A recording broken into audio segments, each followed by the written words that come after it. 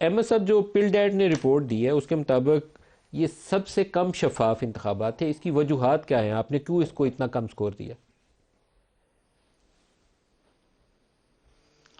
بہت شکریہ لطیف صاحب. دیکھیں، یہ جو 2018 اور 2013 کے مقابلے میں ہم نے کہا ہے کہ ان دونوں الیکشنوں کے مقابلے میں یہ سب سے کم شفاف تھا، سب سے کم فیئر تھا.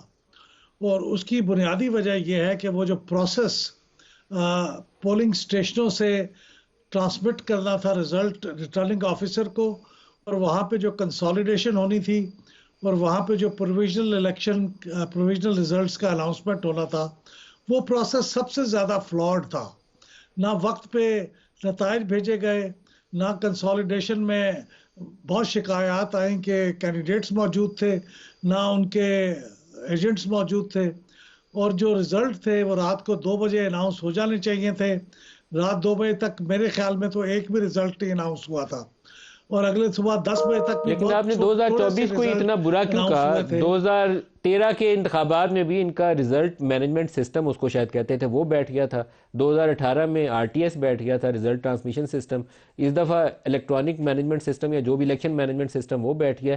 تو نام بدلتے ہیں، وہ الٹیمیٹ اس کا اینڈ ایک ہی نکالتے ہیں. سسٹم بیٹھ جاتا ہے، اس کے بعد نمبرز رولا ہو جاتا ہے، کچھ پتہ نہیں کیا کرتے ہیں اس کے ساتھ.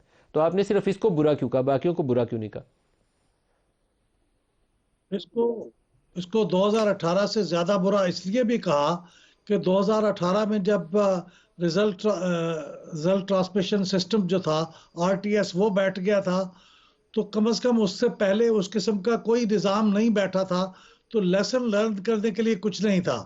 لیکن 2024 میں ہمارے لیے 2018 میں جو رزلٹ ٹرانسمیشن سسٹم کا بیٹھ جانا تھا، وہ اتنا بڑا لیسن تھا کہ اس سے سبق نہ سیکھنا، اور رزلٹ مینجمنٹ اور الیکشن مینجمنٹ سسٹم کا بیٹھ جانا، یہ اس سے بڑی اس لیے خرابی تھی. اس لیے اس کو سکور اس سے بھی کم ملا ہے.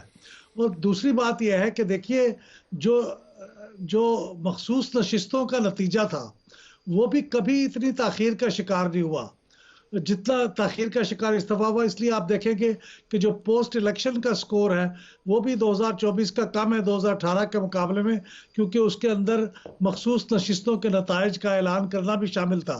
اس کو بھی اتنا ڈیلے کر دینا کہ کئی صوبوں کے چیف منسٹر الیکٹ ہو گئے، اسپیکر الیکٹ ہو گئے بغیر ان مخصوص نشستوں کے، تو یہ بھی ایک اس کی کمزوری کا ثبوت تھا.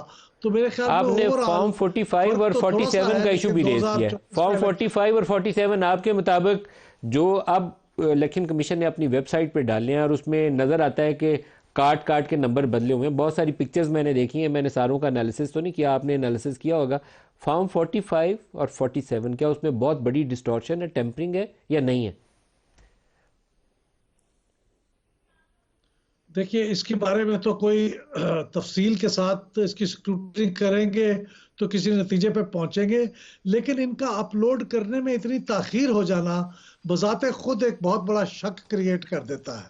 اور یہ شک ہوا ہے کہ یہ جب 22 تاریخ کو اس کو اپلوڈ ہو جانا چاہیے تھا، اور آپ نے اس کو 8 9 10 دن کی تاخیر سے اپلوڈ کیا، اور اس کے بعد پھر سرور ڈاؤن ہو گیا، تو آپ لوگ اگر اس کے اوپر شک کرتے ہیں تو وہ بجا طور پہ شک کرتے ہیں.